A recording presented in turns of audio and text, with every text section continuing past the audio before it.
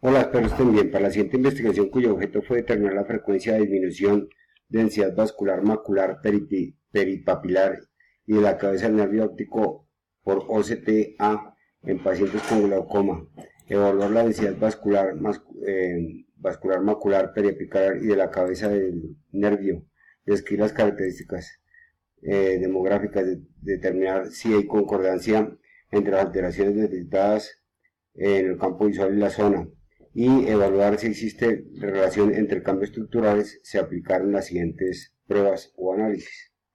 La parte de análisis probatorio de datos, que siempre hay que hacerla, la prueba de Chapirol para determinar si los datos de las mediciones son o no paramétricos, la prueba de Wilcoxon para comparar la densidad vascular del estudio versus control, la prueba exacta de Fischer para determinar si existe asociación entre el tipo de severidad y el grupo, la de estudio para comparar las capas por nivel OCTA por regiones, dado que fueron datos paramétricos, la prueba Mawiney para comparar las de M por nivel de OCT por regiones, dado que fueron datos no paramétricos, la prueba chi cuadrado de proporciones para determinar la proporción de acuerdos entre el grupo de control y estudio versus zonas, y el software que se utilizó fue el R versión 3.4 de julio de 2017 y el Real Statistics versión 5.2 de septiembre de 2017. Se utilizó adicional el ImageJ para el control de partículas. Se hará un software o se hará un video para enseñar cómo utilizar este ImageJ, dado que existe ya un video para el conteo cuando la fotografía es 100 micrómetros. El video que se hará es para el conteo cuando está pixelada la fotografía, o cuando es en píxeles más bien. Respecto a la densidad vascular por grupo, se encontró que los datos a nivel periapical y estudio y control son no paramétricos, que el promedio a nivel periapical fue 65 y que el control fue 114, encontrándose diferencias significativas entre ambos. En este caso fueron medianas porque están con datos no paramétricos. En disco el promedio fue 15.7 para estudio y para control de 30.3, la mediana 13.5 y 30 respectivamente, y encontrando también diferencias significativas. Y en mácula los datos fueron de 54 el valor de la mácula en estudio y 86 el valor de la mácula en control, también encontrando diferencias significativas. Como bien se ve acá, están las diferencias significativas por cada uno de los grupos, y estudio siempre fue inferior a nivel de la densidad vascular. Igual se hizo para estudiar la asociación entre el nivel de severidad y densidad vascular, encontrando asociación significativa y determinándose pues que el nivel severo se asocia significativamente con el grupo de estudio y el nivel leve se asocia significativamente con el grupo control, como lo está el gráfico. En cuanto a la densidad vascular del disco, se encontró también asociación significativa, y a nivel severo se asocia con estudio y a nivel leve se asocia con control.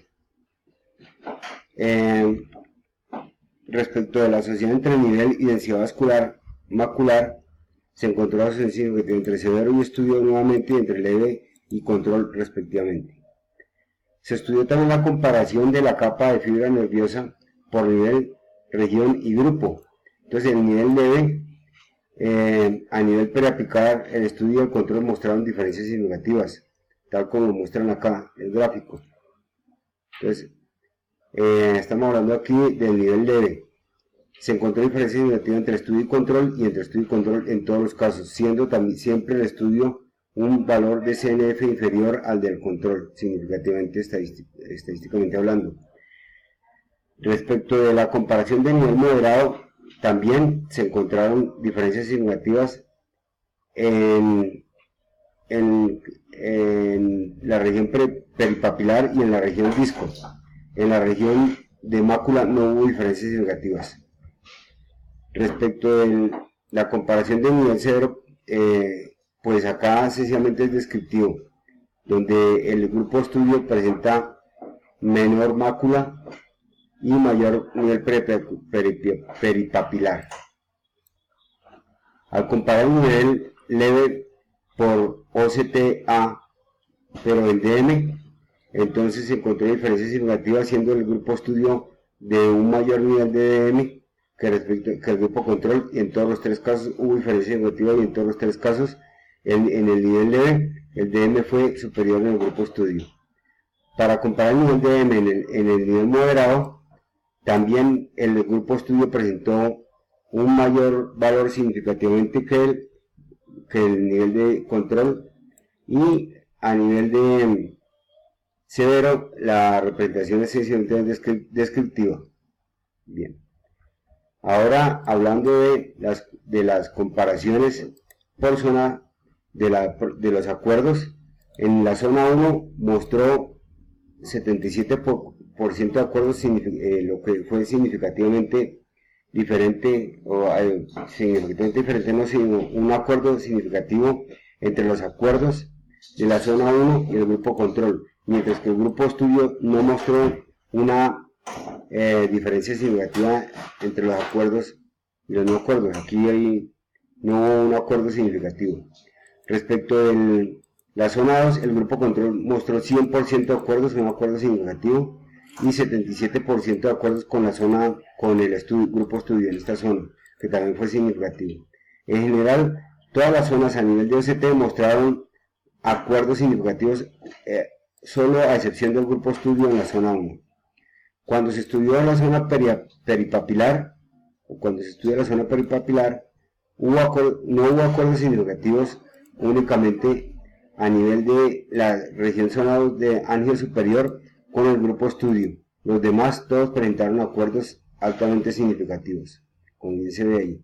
Y finalmente, aquí está el gráfico respectivo, y finalmente, respecto a la zona macular, nuevamente en la zona 2, ángel superior no mostró un acuerdo significativo entre la zona 2 y el grupo estudio, y los demás todos mostraron un acuerdo significativo.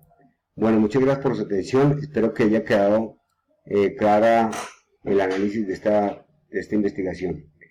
En caso de que se deseara calcular alguna prueba, entonces miremos cómo se trabajaría. Bien, miremos por ejemplo cómo se compararía el conteo en disco a nivel de control versus el conteo de mácula a nivel de control. Miremos dos pruebas que se pueden comparar. Bien, aquí tenemos el conteo de partículas de mácula en el grupo control y en el grupo estudio. Vamos a compararlos. Lo primero que se debe hacer es verificar si los dos tienen distribución normal o no. Entonces, para ello, descargamos el Real Statistics, que es una versión libre de R para Excel, y en estadística descriptiva vamos a mirar si los datos tienen distribución normal o no. Señalamos nuestros datos y OK. Listo, entonces inmediatamente nosotros tenemos acá que el promedio en nivel de control fue de 83 y 58. El gráfico de Boxplot no lo alcanzó a tomar ahí. La prueba de Chapulín está diciendo que en control tienen distribución normal, y que a nivel de conteo del grupo estudio no tienen distribución normal. Por lo tanto hay que hacer una prueba no paramétrica. Bien, entonces como es el mismo ojo, el mismo individuo, pero mirando el ojo derecho o el ojo enfermo y el ojo normal, entonces lo que vamos es a aplicar una prueba de Wilcoxon. Control M, entonces miscelánea de estadísticas, pruebas T paramétricas y no paramétricas, y la prueba aquí a aplicar es la prueba de Wilcoxon. Es una prueba pareada porque es mirando el mismo individuo, ojo derecho, ojo enfermo y ojo sano. Señalamos el conteo de mácula en el grupo control, grupo de ojos control, y conteo de mácula en el grupo de ojos estudio. Y OK. Y miramos los resultados y me dice que sí existe diferencia significativa en el conteo de mácula. De esa forma se miraría la prueba de Wilcoxon para comparar dos variables. Bueno, muchas gracias por su atención, espero que haya quedado claro.